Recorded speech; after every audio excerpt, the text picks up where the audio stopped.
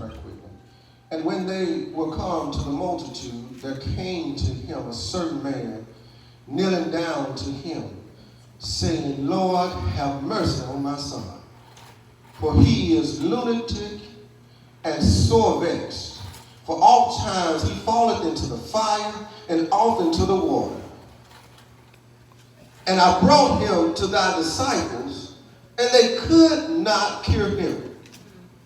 Then Jesus answered and said, O faithless and perverse generation, how long shall I be with you? How long shall I suffer you? Bring him hither to me. And Jesus rebuked the devil, and he departed out of him, and the child was cured the very hour.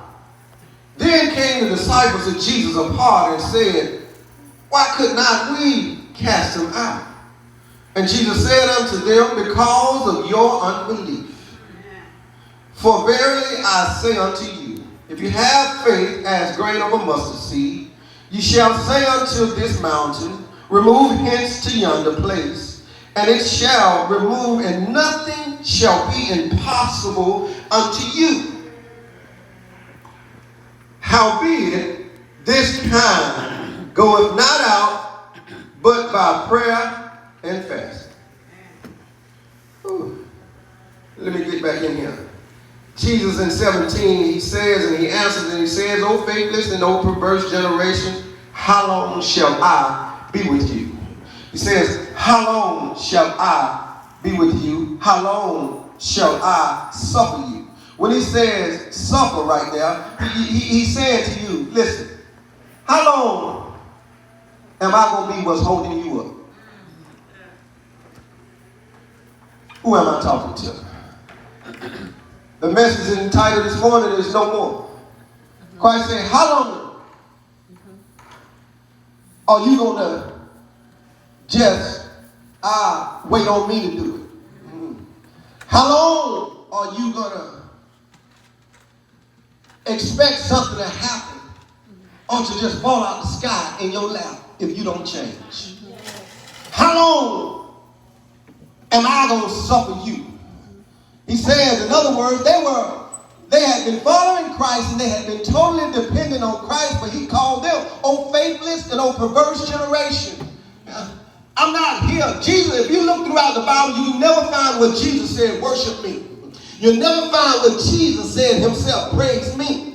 You'll never find it. You understand? He gave all praises unto his Father, which is in heaven. Jesus is the way, the truth, and the life. He is the way, the example for you. He's your head, so his thoughts should be your thoughts. You should think like he do. You should expect God to do anything that he did for Jesus. You should expect God to do it for you. So he says to them, he says to his disciples that had been watching him heal, watching him deliver, watching him save, watching him set free, watching him raise the dead, watching him feed the multitude. He says to them, how long? How long am I going to hold you up? How long is it going to come clear to you? The change you looking for got to start with you. How long are you still going to wait on the scattered part? How long is what I want to talk to you. That's what God is saying right now. How long are you going to deal with it? When are you going to stand up and say, no more? Enough is enough. That's what God wants to relay to you this morning. Like Jesus wanted to relate to his disciples. Then they say, well, why we couldn't do it? Why it won't happen for us? He said, why we couldn't cast them out? And you say, why I can't stop? Why I hadn't had my change? Why this thing hadn't worked in my favor?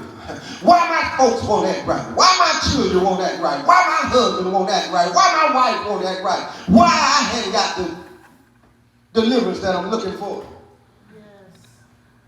He says, it's just simply because of your unbelief. Ain't trying to hurt nobody's feelings. But let's pay attention to what Jesus did in 18. The Bible said Jesus rebuked the devil, and the devil departed out of him. Mm-hmm.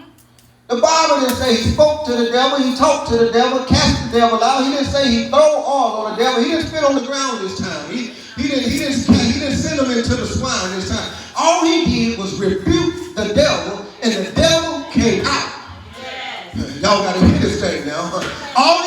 was rebuke the devil, and the devil came out. Watch this now. If you have the definition of the word rebuke means to fix the value on, or to fix the value of, or to fix the value upon. To fix it, to place it, to position it, to declare it. That's what he did. But watch this now. He never said that this was his first time doing it, because it's fixed. So before he got the form, he already knew the demon that was in the boy was coming out. Because before he spoke, he got upset with those that was following him. And that's how he is, and that's how he feels vexed in his spirit with us. That's how God feels vexed in his spirit with us. And he keeps saying to us, how long? Y'all ain't got a chance. How long? How long you going to let something imaginary keep you down? How long? How long are you just going to allow your mind to go anywhere and drift anywhere and cause you to act differently than the way you really would love to be? How long? He says, this is my biggest question for you. How long are you going to give my glory to the devil? Oh, y'all don't want to have no real church, do you? I told you this was a mental health day. It's a mental health day. Watch this now. Y'all, we sing it all the time. Oh, God, we glorify you. We glorify you, God. Oh, God, we glorify you. Glory means to put a weight upon, to put an impression upon. So I'm valuing the impression of God on my life. So I give God all of my glory. I give God all the glory that I'm able to give unto God. I'm giving God his due honor unto him because the weight and the impression he has on my life. You understand me? So if I'm struggling with an issue, watch this, whether it's fear, anxiety, depression, heartache, hardship, heartbreak, lying, cussing, stealing, whatever it is, whatever my problem is, watch this now. I cannot give what belongs to God to it. Now watch this. I'm no longer being a part of God and being the body of God, but I'm being the body of it. That's why he starts out and says, listen, be careful for nothing. Don't become your own problem. Don't become your own issue. No more. And don't give to the enemy what belongs to me. You are my precious creation. You are my house. You are my home. You are the work of my hands. You are who I care for. But watch this now. So Jesus did nothing but set the value on the demon that was in the boy. See, sometimes our requests and our prayers are different. Because we think it's too tough of a request. We see the doctors couldn't do it.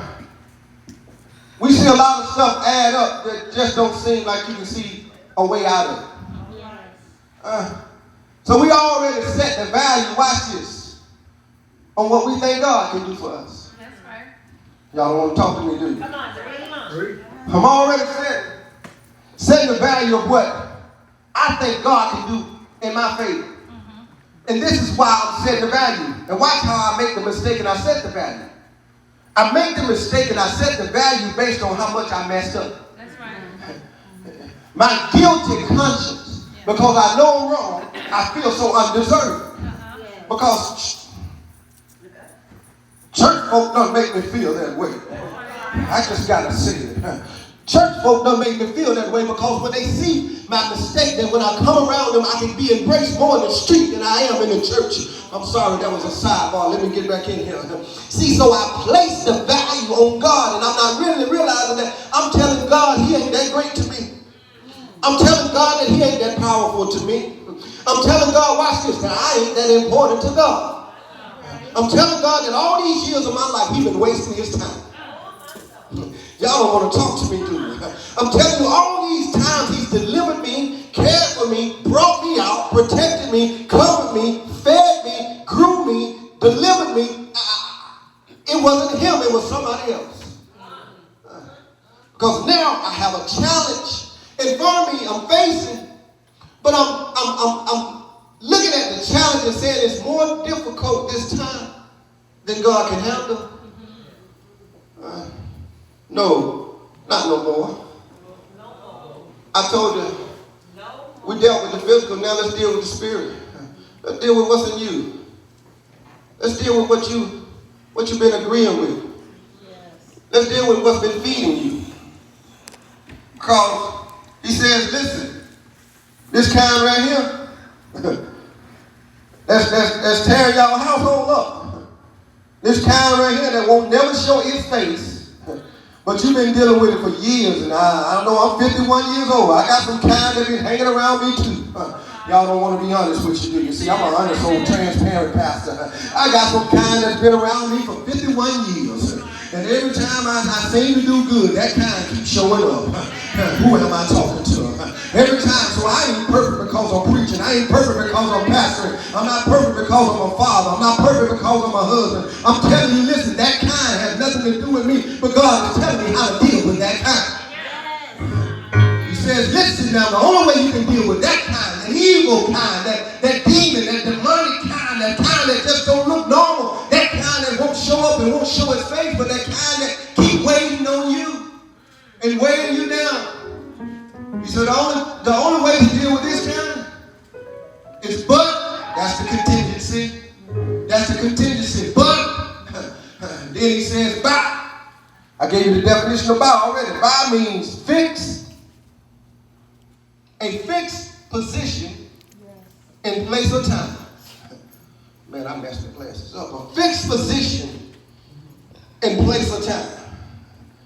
He says, listen, the only way you're going to deal with that evil thought that won't shut up in your head, that's not quiet, that won't quiet itself. The only way you can deal with it, listen at what he says now. The only way you can deal with this kind is the contingency. Without the contingency, you can't handle it. Without the contingency, it won't change. Without the contingency, it ain't going nowhere. Without the contingency, listen, God said, listen, you got to prove to me that you say and you mean what you keep talking about. You got to have some proof. I got to see some faith. And I ain't talking about when the sky cracks. I'm talking about right now when you're dealing with it. When it's getting the best of you. When you cussing like you ain't never cussed before. Right then and right there. That's what I want to know. I want to know, do it get glory or am I going to get some glory right now? I want to know, do it have an impression on you or am I greater than what's on you right now? I want to know if it's making you stay at home or you going to get up and shout, stand up and give to you and give me what belongs to me. That's what I want to know.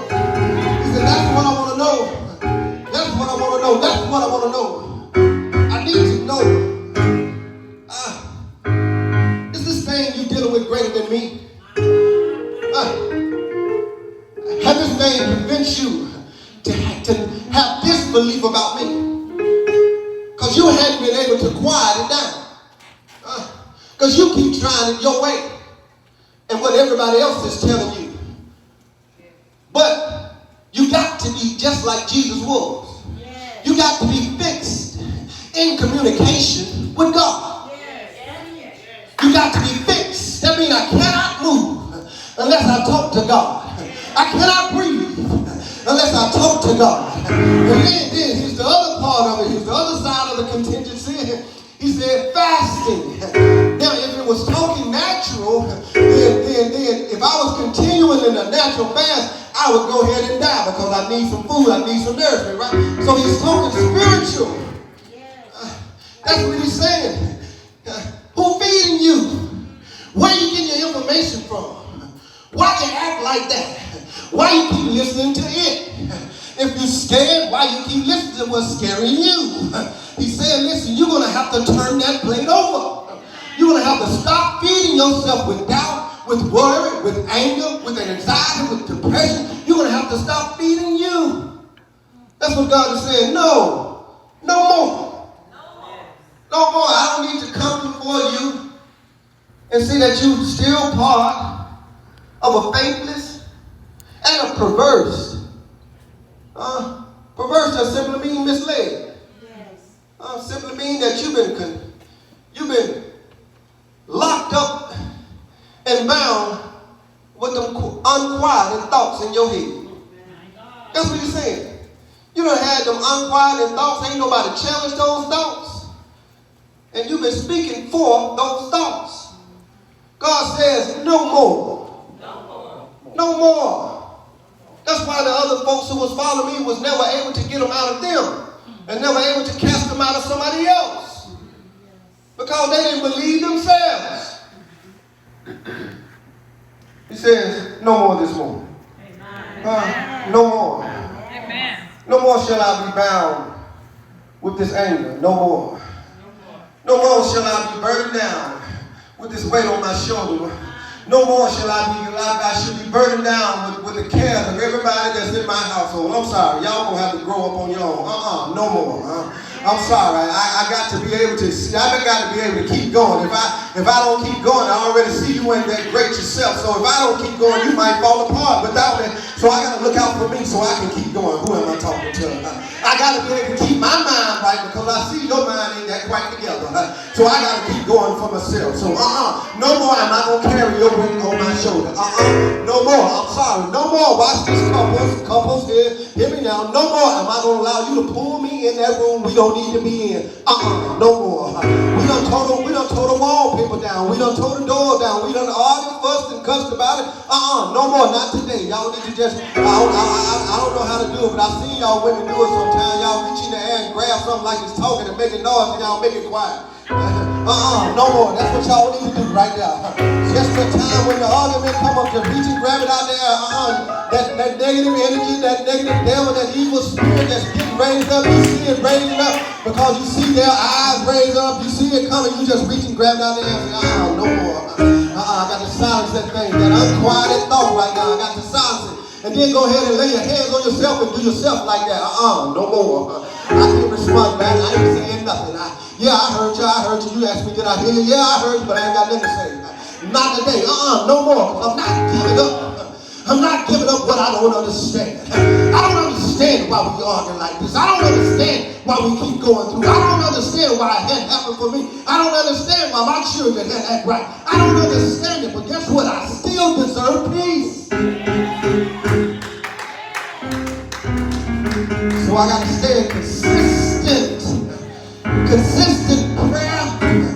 Listen, consistent prayer, consistent supplication, that's my request, and consistent fasting from what's keeping me from God.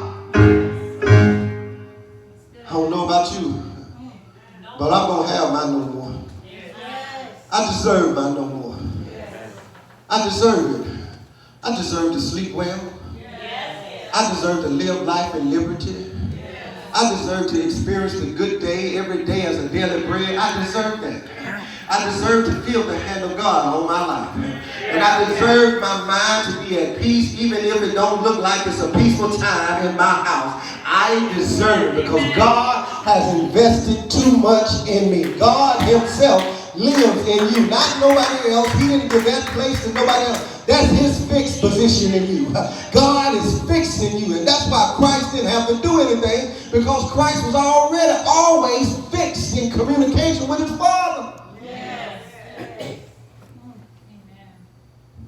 You know, I always tell y'all, all you get understanding. Get understanding. Get understanding. Proverbs talks about the principal things of getting wisdom. Get wisdom. In everything you do, get wisdom. Don't go there. In Proverbs, I can't even remember right now, but in Proverbs it says, get wisdom. All that get understanding. Yes. He says wisdom is the principal thing. Wisdom is the principal thing. So wisdom is what I get on a daily basis. But in all of my getting, even in my wisdom, I need to get understanding. The principal thing is wisdom. I need to be wise in the choices that I make. I need to be wise in the man that I am. So that's the principal thing that makes me, is wisdom. I have learned from my mistakes. I don't continue to repeat them without the lesson I just had when I went through it on yesterday. Why would I repeat it? If I repeat it, that shows that I ain't seeking wisdom. I don't care nothing about her. And the Bible talks about her in Proverbs, and he calls her just as he do the church. You are the bride. So he's saying that this is one I've already put my stamp of approval on, and I've already have, watch this, I already have wedded her. She's part of me. So he's saying, listen, in all thy getting, get understanding. And make sure you operate with wisdom. Make sure y'all know, y'all come on now. Let me, the rest of y'all hold tight. Look, I got about 3 couples in here, 4 counting myself, and then some of y'all are in some other relationships. But let me park here for a second. Listen, y'all know for a fact that some of the arguments we have with our significant other, our spouse, our boo thing, y'all know some of those arguments based on wisdom ain't good for us. Sometimes the way I talk ain't good for her, and sometimes the way she talks, it ain't good for me. But let alone we ourselves have forgot about he that's in the midst of us. You understand? We forgot about he that's in the midst of us. How are we going to keep overlooking God and God resides in both of us, but we just going to talk over God and cuss each other out? Yeah. That's not wise for us. That's not wise for us. That's not wisdom. That's why we can't find the peace that passes this mess we dealing with. We'll never find it because we're leaving God out of it. I should use God first to check me. I got to have God to check me. And I got to check with God before I go in there and get her straight. Because she might not need getting straight. It might be me. Y'all don't like that, do you? Oh, okay. I want to make sure y'all like that. I just want to know because, listen, we ain't always right, man. I know we think we are. I know we are the head. I know we're the choice of God for the order of the house, but that don't mean that we got the right order. I always tell everybody you cannot get out of order to set order. That means you just get out of order. So you out of order. You can't set order out of order. Okay? You know, it just ain't wise. It's just not wise. No more. Come on, our relationships are too important to God. And then for single people, those longing to be married and longing to be in a good faithful relationship, a good prosperous relationship. Can I speak to y'all for a second? Can I speak to y'all for a second? Y'all gotta say no more too. Y'all gotta say no more too. Y'all, listen, I know I have my daughter in my household, and I try to pour into her as much as I can. And one thing I try to pour into her a lot about is not to lower your standards. Right. And I'm sorry, don't lower your standards because you're a little lonely now. Don't lower your standards. Listen, you might be alone, but that don't mean, you might be lonely, but that don't mean that you're alone. That don't mean that you're alone, okay? I don't mean to put you out there, baby, but I ain't telling anybody now. I'm just letting you know that, listen, you got to know when you are a child of God, you are never alone. You hear me? You are never alone. You might not that's right. Give them some praise. You're never alone. So you got to stop allowing the unquieted thoughts in your head to get the best of you. Stop allowing them unquieted thoughts in your head to get the best of you. Listen, let me go ahead and stop. Let's close. You know what I said to my wife this morning? I want to close in a corporate prayer. So I want everybody resting on their feet this morning. Y'all can go ahead and pause the video. I want everyone resting on their feet this morning.